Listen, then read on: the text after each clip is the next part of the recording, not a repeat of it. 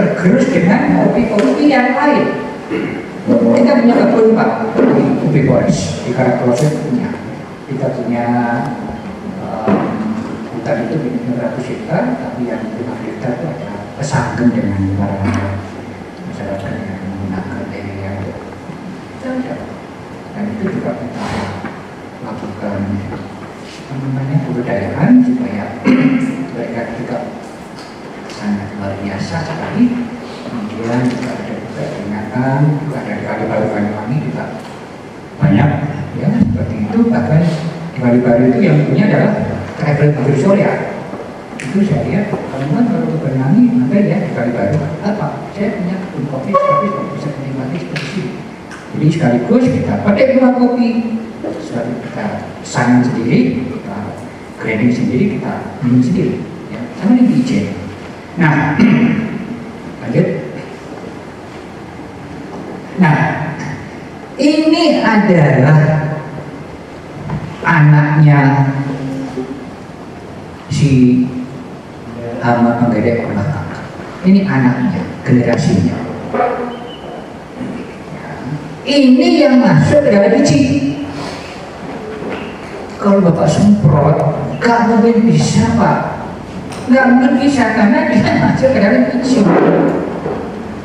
Sehingga menjadi tidak efektif dan buang-buang duit. Manakala biologi dari kapan dia itu bertelur harus diingat-ingat dimana dia bertelur, kapan terpintas. Ini adalah penting supaya apa?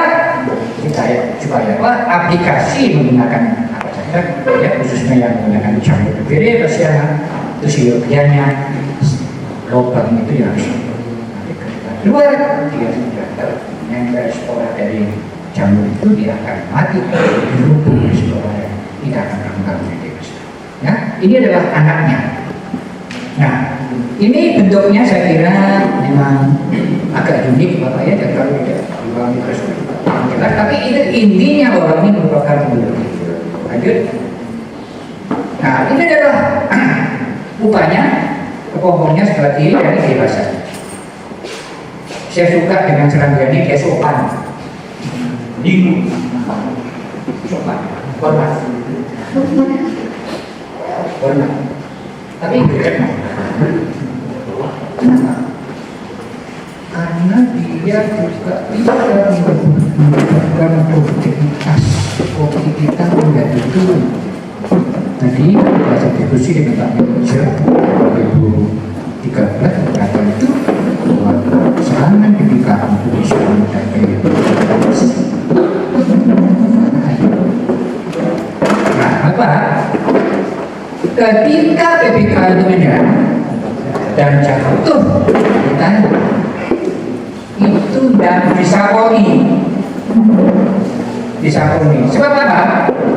Kalau nggak disaponi, nanti larvanya menjadi pupa menjadi dewasa, munggah jadi bulir, makan cingno. Ini yang harus dilakukan. Tapi saya senang juga, saya lihat di mana ya, petani mana ya. Pak, eman-eman Pak, daripada dibuang Pak, sudahlah untuk kopi KW3. Karena ini kalau saya sanan, ya kopi rasa BBKU, ya masalah. Ya kalau yang penting kopi, tapi jangan sampai itu dicampur dengan kopi yang first class. Jangan. Kalau kualitas yang prima, sebaiknya harus tidak ada kontaminasi dari kopi leresan.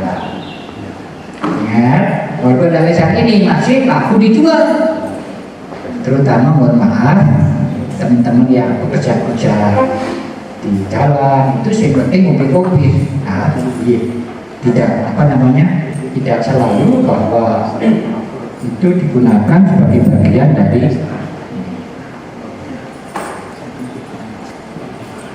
ini Pak. Jadi ini adalah upahnya upah dewasa. Nah, kapan upahnya akan dewasa? Tentunya butuh waktu antara 1 sampai 14 hari. Dia bergantung kepada jenis kopinya. Oke, lanjut. Nah, ini adalah Nah, ini adalah merupakan satu teknologi Bapak sekalian, di mana antara fase pembungaan, fase munculnya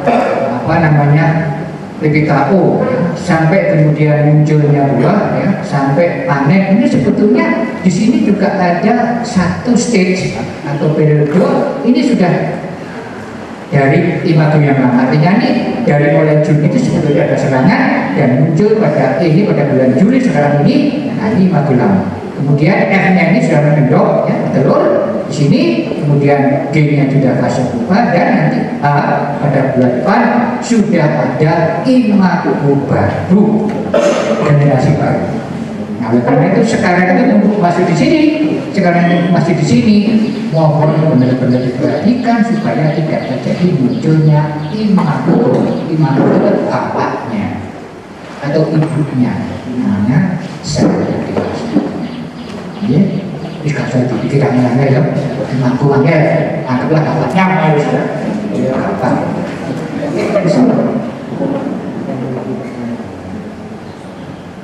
Nah, ini adalah satu bentuk teknologi buah. Nah, ini perbedaan teknologi buah ya, di setiap hubungan kopi ini ternyata juga bervariasi. Bergantung kepada di mana kopi itu ditanam, ya, kemudian seperti apa bentuk agrosistemnya. Kalau ini bagus ini. Ini sebenarnya campuran, saya lihat ada kopi, ada lontoro, ada cengkeh, ada kelopo, ada apa nih? Merica, walaupun kok gede banget. Ini seperti kelopo di Gorontalo, tingginya 60 meter. Mana sudah pernah Gorontalo? Kelopo ini tingginya 1 meter. Saya ketika di hotel tuh itu jadi putih tapi ya alhamdulillah ya ampun. Lalu saya mampir ke warung, mungkin dia akan rawon. Wah, pikiran rawon itu saya tamu dengan masakan Jawa. Kayak keluwok, ini mau rawon pakai keluwok, pakai santan. Wah, ini sehingga istilahnya sama tapi formulanya berbeda. Sama dengan ini adalah menunjukkan bahwa setiap negara, ya, di Hawaii ya, salah satu Amerika, ya, ini merupakan bentuk dari setiap daerah itu juga mempunyai satu teknologi yang berbeda, pun komoditas tanamannya sama, batasnya sama, tapi karena kondisi yang itu berbeda menyebabkan fenologinya berbeda. Ini peaknya itu pada bulan-bulan Juli. Nah, ini juga bulan bagian Juli juga. Ini malah meninggal Juli Agustus peaknya. Nah, ini sebenarnya ya, jadi menunjukkan dengan perbedaan bulan ini menunjukkan bahwa hati-hati kita juga harus belajar tentang teknologi pembungaan dan munculnya serangan awal terhadap pandemi. Dan itu sebagai bahasa ilmiahnya. Terus,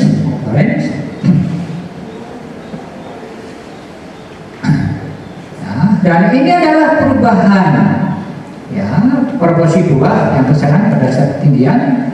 Ternyata ketinggian ini juga menghasilkan satu fase-fase perubahan yang kaitannya dengan serangan.